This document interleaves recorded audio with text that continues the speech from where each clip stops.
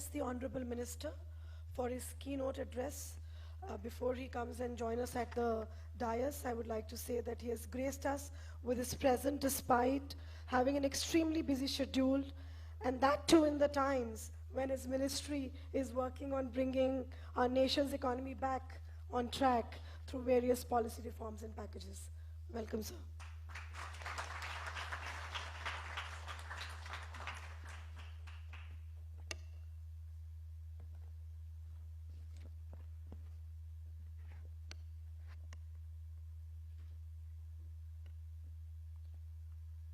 Chairman IDSA, Shri Vivek Katoji, Ms. Tamuna, Mr. Garth, Shri Hemraj Pandey ji, Shrimati Rini Sanyal ji, dignitaries on the dais, ladies and gentlemen, a very good morning to all of you. As Mr. Pandey said that I am the first minister to be here, all I want to say is our government is very keen when we have set the benchmark of $5 trillion economy to be by 2024-25. The role of every industry is important, and I'm pleased to be here on your annual survey for the 2018-19 for the direct selling industry to be released today. I understand that the direct selling has been growing at a steady pace, and the industry is providing an opportunity to millions of Indians who wish to embark on their entrepreneurial journey. The direct selling industry contributes to India's growth and also creates jobs across the nation. It is commendable that this industry engages around 6 million people involved as either distributors or direct sellers, and I've been told that this number could grow to 20 million by 2024, by 2025. The fact that around 25% of the direct sellers are from the age group of 18 to 45 years is a testament that this industry has been given self-employment opportunity to our young generation. While in one of the slides which showcase the number of women being involved in this industry, if I look at the stage, here is 25% representation on the dais. But well, as actually if you look at the direct selling industry, the woman has outnumbered the men. They are 75% and the men are just 25%. So it is heartening to hear that in this unique industry segment, the number of women sellers have increased from 2.7 million in the year 2016 and 17 to 2.85 million in the year 2018-19, which indicates that over 200 women have joined the industry every day during the past 2 years. This is a commendable achievement, and it aligns with our government's vision of encouraging and facilitating the role of women in India's growth story. An increasingly high number of women homemakers are joining this direct selling business, as this business gives them an opportunity to supplement their family income whilst ensuring there's the flexibility needed with their work. And I'm sure the target what you have set for yourself and for the industry to be among the top 10 players in the world is going to ensure a large number of women and young entrepreneurs and direct sellers to be engaged in the coming years. The direct selling industry can tie up with various schemes of the government like Startup India, Stand Up India, Skill India. The young people joining the direct selling industry can probably become future entrepreneurs and job creators with the help of various schemes of the government. Well, as far as the MSME sector is concerned, the direct selling industry is also contributing to the growth of MSME sector in the country. I understand that majority of the selling companies engage MSME operators for production of high quality products. I request to the direct selling industry to also focus on the small cottage industries, handicraft industries, artisans in the villages, and small cities and tie up with them. This can benefit both the direct sellers who can access widely available untapped industries and the small industries who have an avenue to contribute their resources towards making quality products. In the last few months, Honorable Finance Minister and I have been meeting with various industry leaders, trade associations, bankers, professional bodies, and people at large. After taking in the inputs and after deliberations with due considerations, we have come up with some substantial reforms which will boost the economy and revive the investment and growth in the country. We announced a historical corporate tax rate cut, which is the single biggest direct tax reform in the country in the past 15 years. Domestic companies will be required to pay only 22% tax while foregoing any deductions and exemptions. The new manufacturing companies, which will be registered in India and will start their manufacturing before 2023, will be required to pay just 15% tax. Just 15%. Today you pay 34.19% tax, and if you include the cess and surcharge, you will be paying only 17%, and which provides huge boost to the Make in India initiative of our government. And I'm sure your industry will also take the benefit of this.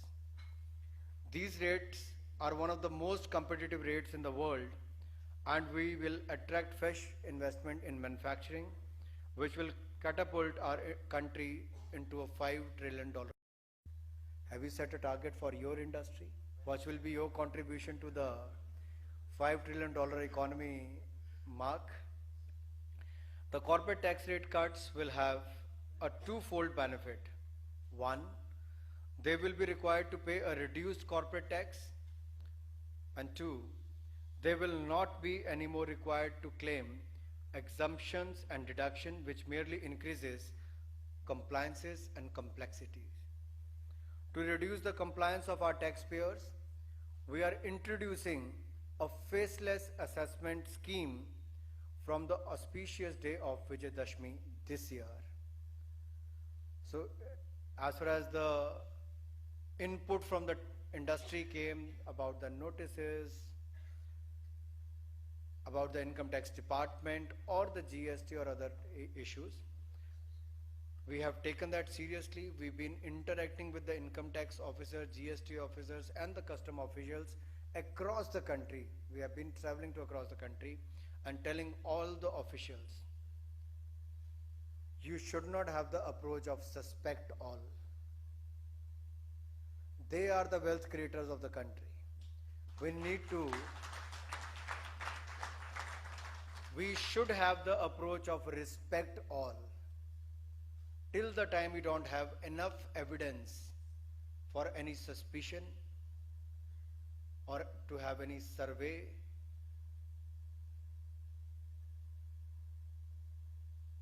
so there should be a change in your approach towards the taxpayers and the wealth creators of this country. My government, my Prime Minister, has said it on the floor of the House that we must respect the wealth creators of this country, and I can assure you we are taking every step in that direction so that you should feel free to multiply your business in this country, and we should achieve together the $5 trillion mark by the year 2025. We have also announced an upfront release of 70,000 crore rupees for the recapitalization of the public sector banks, which will increase the flow of the funds from the banks to the NBFCs and also to the consumers. And not only releasing the funds to the banks and which will further give it to the NBFCs, we are making sure that this coming festival season in the month of October, we will having 400 programs on the grassroots level in various districts of the country, where the banks will pass on the benefits to the NBFCs and to the entrepreneurs, industrialists and to the consumers, and we will make sure the union ministers and various senior officials and the MPs will be present during those programs, so the money which goes through the government to the bank should reach out to the last man. It will further boost the consumption, it will further boost the growth and investment in the country. We are not just meeting the industrialists. We met them after the parliament session was over.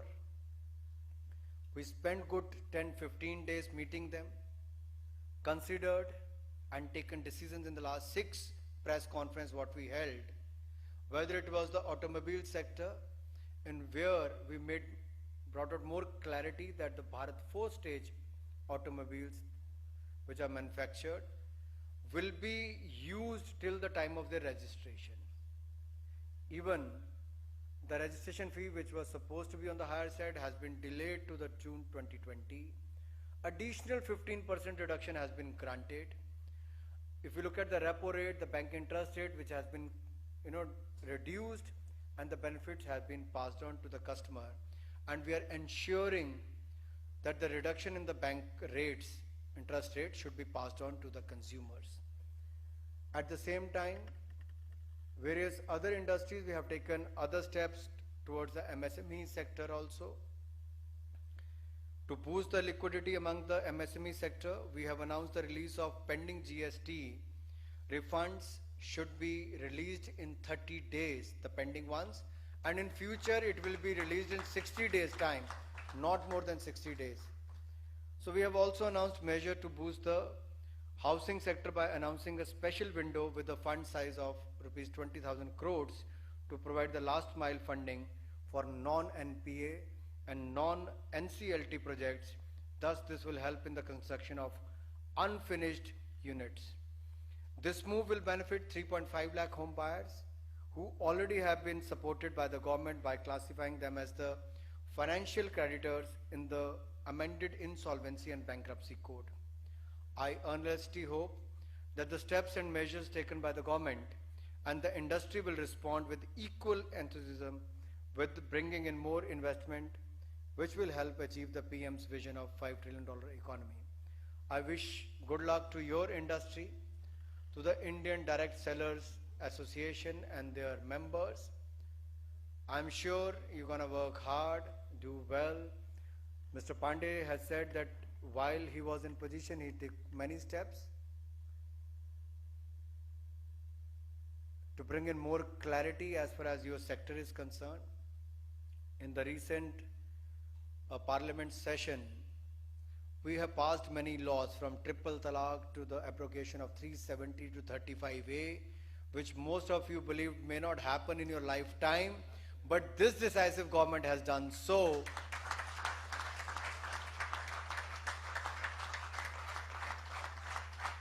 So whether it was related to the rights of the Muslim woman, to the rights of people of Jammu and Kashmir, and also taken the landmark decisions, historic decisions as far as the industry is concerned, the corporate tax rates are concerned.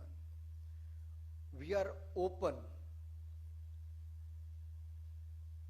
We are very open to listen to the voice of the industry, not only listening, but we have been acting on them as well. So as far as your industry is concerned, there may not be many issues directly related with my ministry, but even anything to do with the Consumer Affairs Ministry, we will be more than happy to sit with you and understand the challenges faced by your industry by the end of the day, if we have to grow in each segment, whatever legally possible, we'll be more than happy to do that, to take it to the next level, so that you should not only look at among the top 10 countries. If India is going to be among the top 3 economies of the world, why should you look at only to be among the top 10?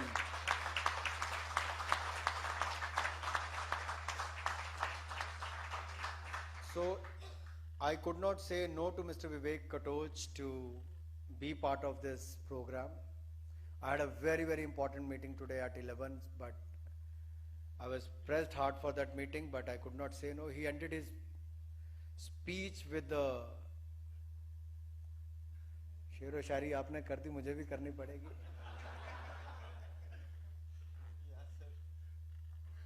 और उससे मिलता जुलता ही कुछ कहना चाहता हूं. जिंदगी की असली उड़ान बाकी है, अभी कई और इम्तिहान बाकी हैं. अभी तो नापी है मुट्ठी भर जमी तुमने, अभी तो सारा आसमान बाकी है. अभी तो सारा आसमान बाकी है. So from 4 million to 5.6 million, there is a growth of 40%. Am I right? Is that the right number? And in how many years? Just 2 years. And you can see the possibility and the opportunity which is waiting, and I think we should take the advantage of this. And I'm sure you're going to do well in this direct selling industry. My best wishes to you and to the industry leaders, your members. Let me again thank IDSA for inviting me here and to be part of this. I once again congratulate you and thank you. Jai Hind.